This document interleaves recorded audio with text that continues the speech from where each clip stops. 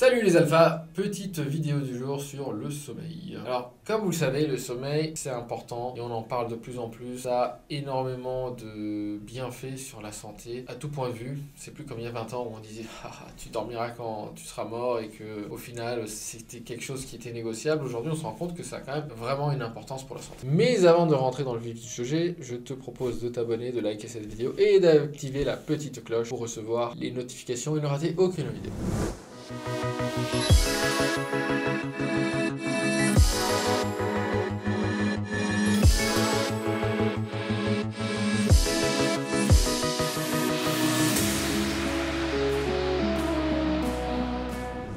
Alors on disait, évidemment pour la santé en général, on pourrait appeler ça le seul vrai biohack. Tu sais, le biohacking, c'est ce mouvement de nouvelles méthodes qui ont pour but d'optimiser la santé, la longévité, mais surtout aussi la concentration et la cognition. D'où le mot hacking, c'est-à-dire c'est comme des petites techniques qui rappellent les techniques de hackers. Voilà, si je fais ça à mon corps, alors je vais améliorer le fonctionnement de mon corps et de mon cerveau. Sauf que la réalité, c'est qu'il y a beaucoup de choses dans le biohacking qui sont un peu surfaites. Des choses qui marchent et d'autres moins. Mais un truc sur lequel tout le monde est d'accord, que tu sois biohacker ou pas, et d'ailleurs les biohackers eux-mêmes vont le dire, c'est que le plus grand biohack, c'est-à-dire la meilleure chose que tu puisses faire pour améliorer le fonctionnement de ton cerveau, de ta mémoire, de ta concentration, c'est avant tout avoir un bon sommeil. On parle beaucoup dans ce programme de compter ses calories, macros et de faire de la musculation. Et c'est vrai que c'est la base de la base de la base. Mais il faut aussi honorer l'importance du sommeil. Si tu dors pas, le corps, plein de processus, ils vont mal fonctionner. Et notamment celui de la perte de poids. Une étude a été faite sur une dizaine de personnes, des gens plutôt gras, pas obèses, mais pas non plus minces, de 30 à 40 ans, et qui étaient plutôt en bonne santé. C'est-à-dire qu'ils ne buvaient pas trop, ils fumaient pas, ils n'avaient pas des horaires de boulot complètement incroyables. Bref, des gens normaux, plutôt en bonne santé, de 30 à 40 ans, mais qui ne prenaient pas trop soin de leur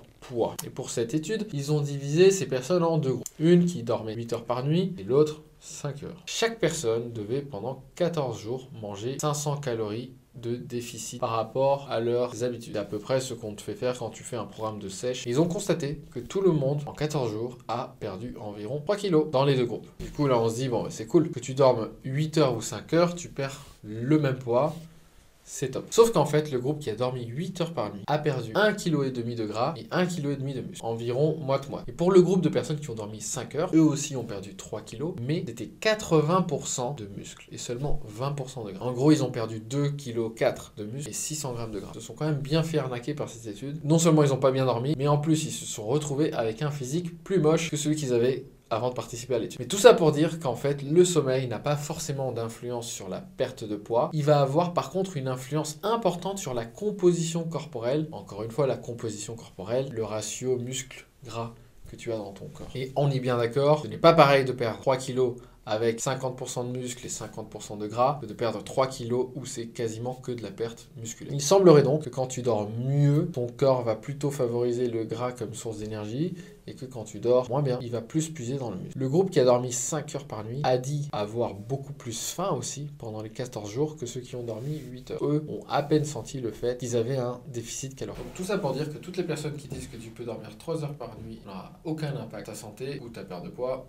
c'est pas vrai. Le sommeil aura une influence sur ta sèche et sur ta composition physique. Et d'ailleurs, si tu veux connaître les 11 plus grands mythes du fitness et de la nutrition et savoir pourquoi ils sont faux, je te mets le lien de mon ebook gratuit en description. C'est offert et je pense qu'il pourra t'aider. Donc pour résumer, bien dormir pour bien sécher. Est-ce que tout le monde a besoin de dormir exactement 8 heures par nuit? Non, ça varie en fonction des individus. Mais ce qui compte, c'est de dormir suffisamment de temps pour toi, pour donner à ton corps le nombre d'heures nécessaires, le sommeil dont il a besoin pour fonctionner correctement et donc perdre du gras plus efficacement. Voilà pour aujourd'hui. N'oublie pas de liker la vidéo, de t'abonner et je te laisse avec une autre vidéo qui va t'intéresser. À bientôt les amis.